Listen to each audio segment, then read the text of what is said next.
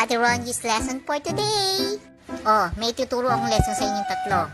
Itong chopstick, kapag pinukpok ko ng martilyo, sa palagay nyo kaya babagsak ang patatas? Siguradong babagsak ang patatas kasi pupukpukin.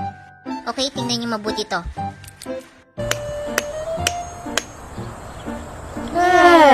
Wow, as in hindi babagsak ang patata. Wow, OMG.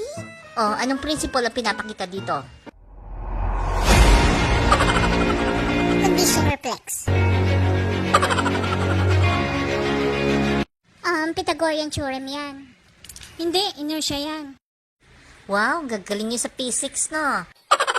Alam nyo, itong patatas ay para kayong tatlo. Na kailangan pupukin araw-araw para lang makaintindi at matuto. Ngayon, alam na namin. E di ibig sabihin, ikaw yung martilyo na yan, ate. Ano yun, tigasan si ate? Parang gano'n na nga. Hala, ba't sinabi mo pa kasi yun eh?